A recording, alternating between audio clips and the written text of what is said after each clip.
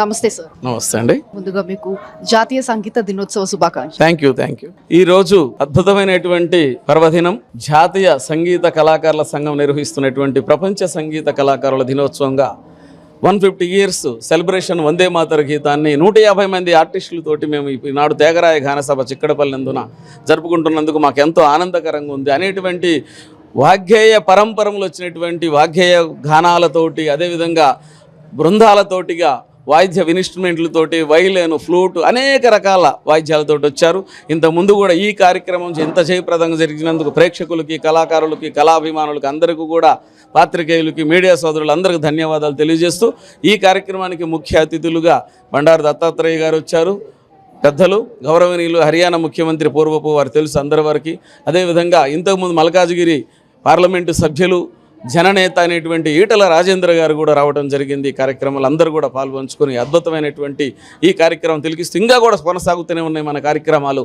భారతదేశం గౌరవించదగ్గ గొప్ప విశిష్టం ఏంటంటే, మన సంగీతం అనేటువంటిది, మన సనాతనం సంగీతం ఒకటేది. మనిషి పుట్టుక మనుగడకు జీవనానికి ఎంత విధానం ఉంటుందో ఆ విధం సంగీతం నేర్పుతుంది. సంగీతాన్ని ప్రతి ఒక్క గవర్నమెంట్ స్కూళ్ళల్లో కావచ్చు, ప్రైవేట్ కాలేజీల్లో కావచ్చు, ప్రైవేట్ స్కూళ్ళల్లో కావచ్చు, సంగీత మాస్టర్లను పెట్టండి. పిల్లలకి సంగీత విద్యని నేర్పించండి. అవి ఇన్స్ట్రుమెంట్లైనా సరే, గాత్రమైనా సరే, ఏ వాయిద్యమైనా సరే వినిపించండి. చదువు చక్కగా వస్తుంది, జ్ఞాపక శక్తి పెరుగుతుంది అని నేను ప్రభుత్వానికి, ఇటు కూడా ఈ యొక్క పిల్లల తల్లిదండ్రులకు కూడా చెప్తూ ఈ కార్యక్రమాన్ని ఇంత జయప్రదం చేసిన మీ అందరికీ కూడా ధన్యవాదాలు తెలుస్తూ సెలవు తీసుకుంటాను. వందే మాతరం. సార్ నమస్తే సార్. నమస్తే అమ్మా. చెప్పండి సార్, ముందుగా జాతీయ సంగీత దినోత్సవ శుభాకాంక్షలు మీకు. థ్యాంక్ యూ, ధన్యవాదాలు మీకు, మీ టీవీ ఛానల్ వారికి, ఈ యొక్క త్యాగరాయ గాన సభ తరఫున, త్యాగరాయ గాన సభ ప్రేక్షకుల తరఫున, నా తరఫున మీకు చాలా ధన్యవాదాలు తెలియజేస్తున్నాను.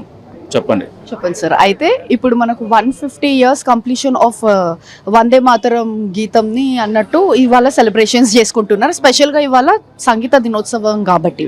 సో ఎట్లా అనిపిస్తుంది? ఎందుకంటే మనకు ఇప్పుడు చూస్తే కూడా స్టేజ్ అపియరెన్స్లో ఎంతోమంది పాత మళ్ళీ కల్చర్ మనకి గుర్తొచ్చింది.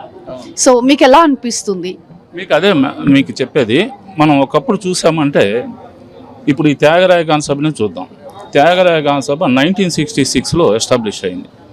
ఎన్నో మరి వాళ్ళ యొక్క ఆకాంక్షలు దీని నుంచి శాస్త్రీయ కళలకు సంబంధించినటువంటి ఇంప్రూవ్మెంట్ చేయాలనే ఉద్దేశంతో స్థాపించారు. సో అక్కడ నుండి మనం తీసుకుంటే దానికన్నా ముందు నుండి మళ్ళీ తీసుకోవాలి. ఎందుకంటే శాస్త్రీయం అంటే సంగీతం, నృత్యం అనేది ఇప్పుడు మనం చూసామంటే కూచిపూడి, భరతనాట్యం అనేది మరి ట్విన్ స్టేట్స్ అంటే ఉభయ రాష్ట్రాలకు సంబంధించింది. అయితే కథాకళి కానీ లేకపోతే ఒడిస్సీ కానీ దానికి సంబంధించి వేరే రకరకాల దానికి సంబంధించి ఇవన్నీ శాస్త్రీయ సాంకేతిక